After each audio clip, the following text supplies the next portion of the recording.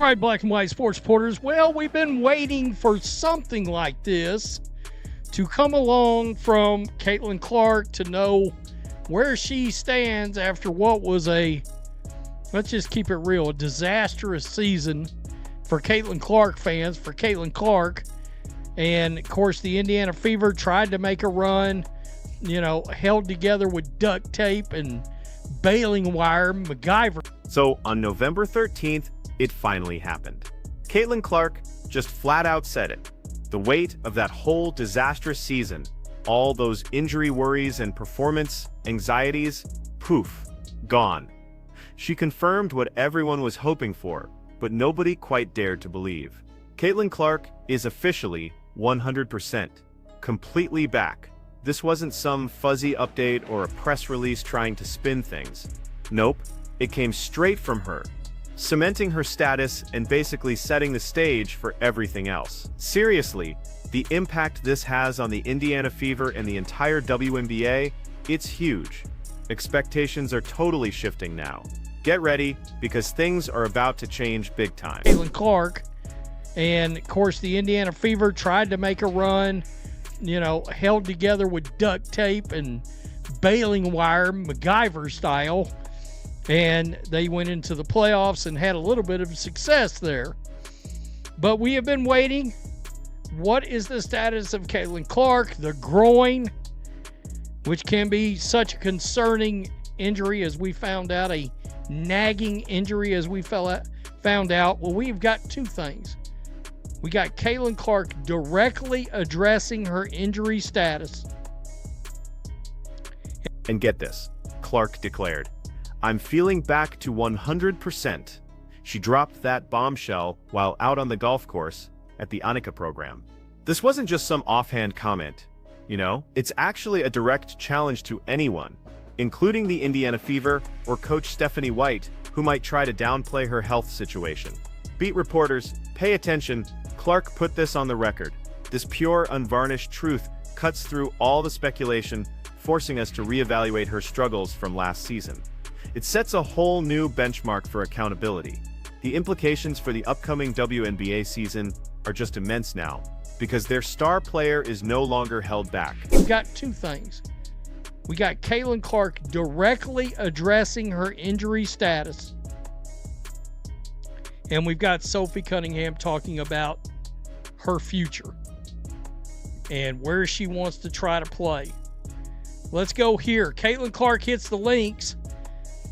Fever star back to 100% while playing at the Annika Pro-Am. And they're not just saying that.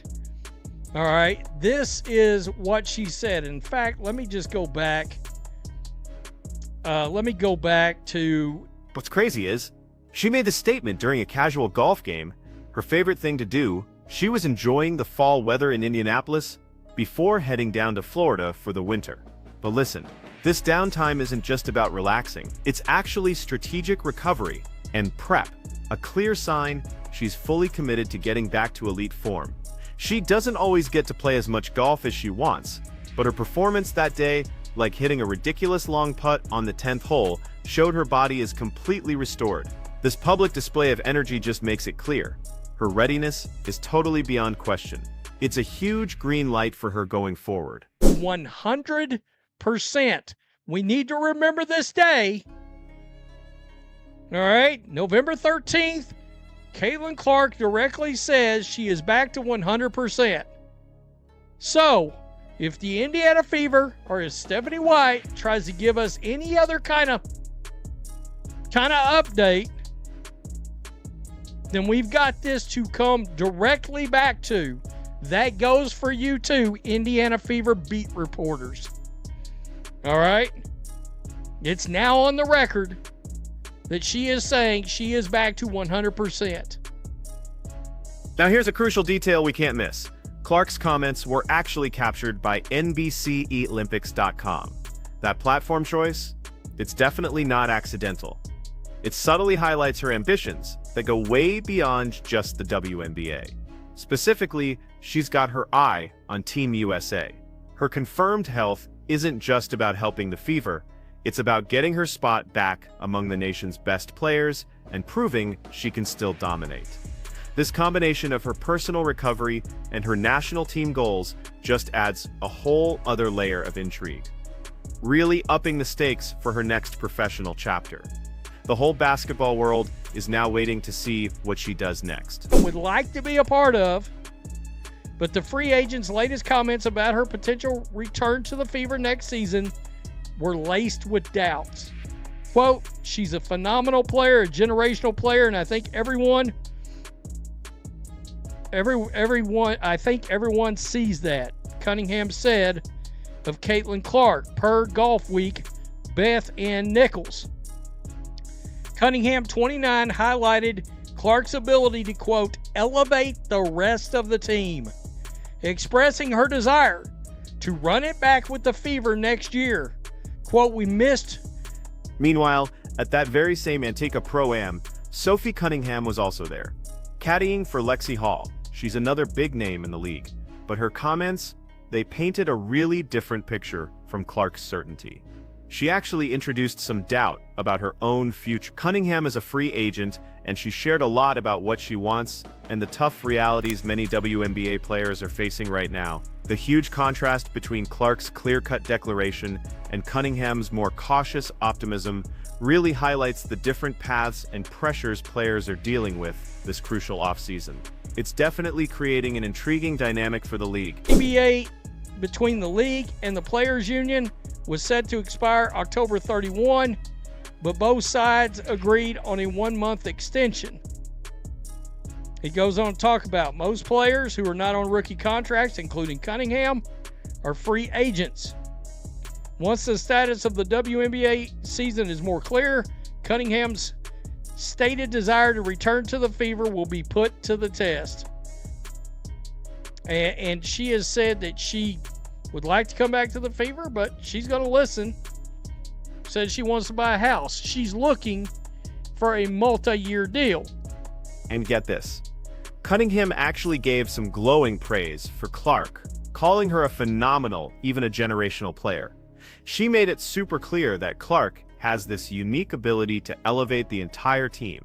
Cunningham even said she really wants to run it back with the Fever next year. This kind of endorsement, coming from a potential teammate, speaks volumes about Clark's leadership and how much she impacts the game.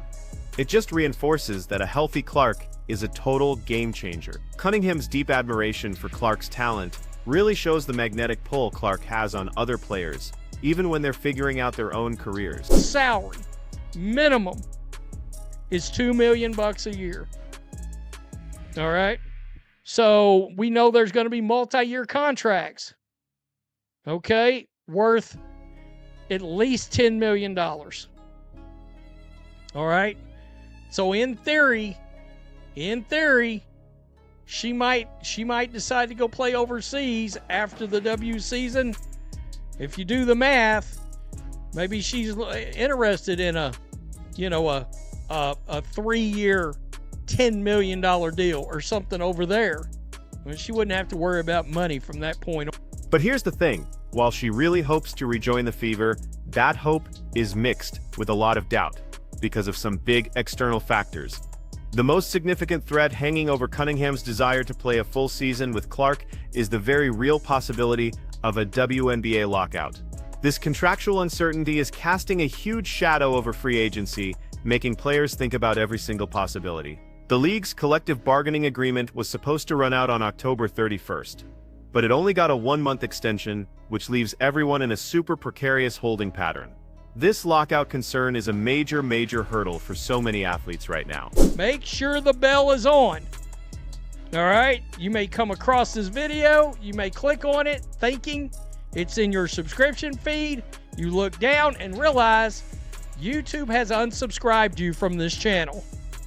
Unbeknownst to you, but we have found that out through a couple of live streams now, that this has been the case for a lot of people. YouTube does it every year. Goes through, for whatever reason, unsubscribes a bunch of people to a bunch of channels. So check it out. Make sure. Tell me what you think down in the comments section. This unresolved CBA situation is really putting a huge burden on players who aren't on rookie contracts like Cunningham. They're navigating free agency with hardly any clarity. Think about it.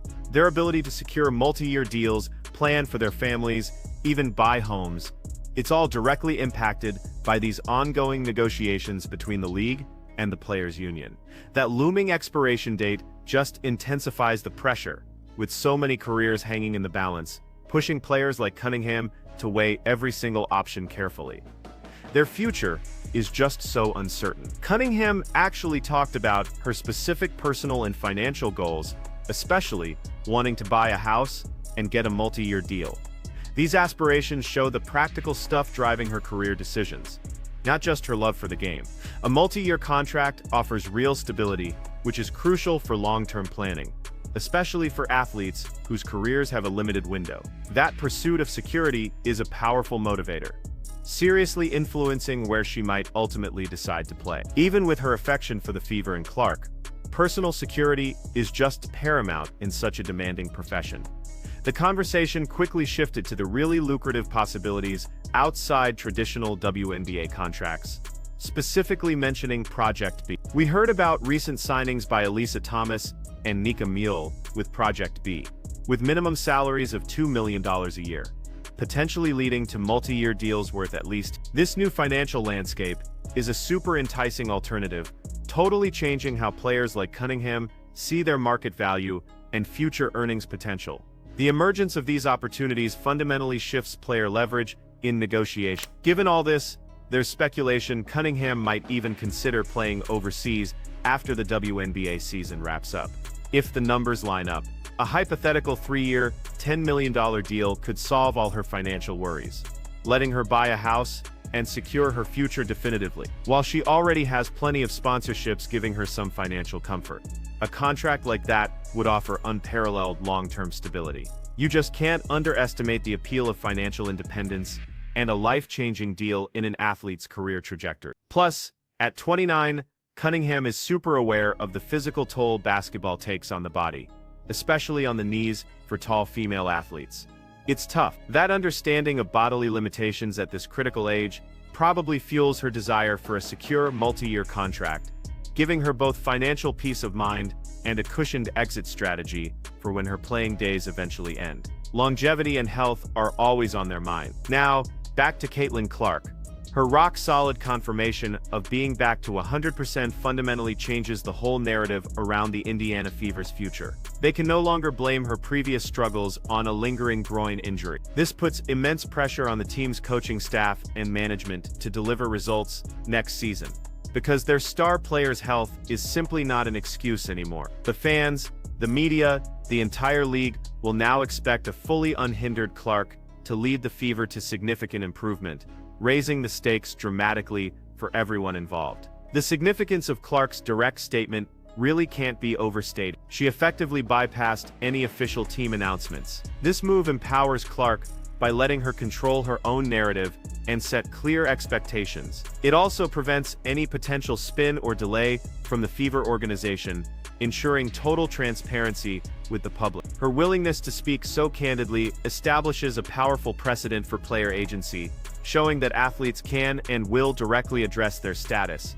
especially when the stakes are as high as they are for a generational talent. That Antica Pro-Am, which seemed like just a light-hearted golf event, became this unexpected stage for these absolutely crucial WNBA updates. The casual environment really allowed for more candid remarks from both Clark and Cunningham, offering insights that might have been held back in a more formal setting. This just illustrates how informal interactions can sometimes give us the most significant revelations, providing fans with raw, unfiltered information directly from the players themselves, shaping perceptions and fueling discussions about the league's evolving landscape. Throughout the past season, all those nagging injury narratives around Clark were a persistent concern, with fans and analysts wondering about the true extent of her groin issue. Her definitive statement eradicates this uncertainty, confirming that the physical impediment is totally gone. This shift means any future performance analysis will focus solely on her skill, strategy, and team dynamics,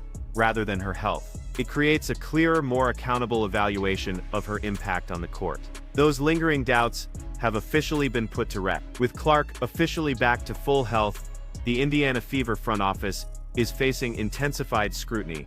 Their ability to build a competitive roster around their cornerstone player, especially during a tumultuous free agency period, becomes absolutely paramount. Every decision, every signing, and every draft pick will be viewed through the lens of maximizing Clark's potential and transforming the Fever into a legitimate contender. The pressure to capitalize on her healthy return is immense, demanding strategic brilliance from management. The clock is truly ticking for that organization. Next season's expectations for the Indiana Fever are now sky high, totally buoyed by the certainty of Clark's full recovery. The narrative shifts from cautious optimism to a demand for tangible improvement and a genuine playoff push. Fans will expect a dynamic, high-performing team capable of challenging the league's established powers, no longer accepting anything less.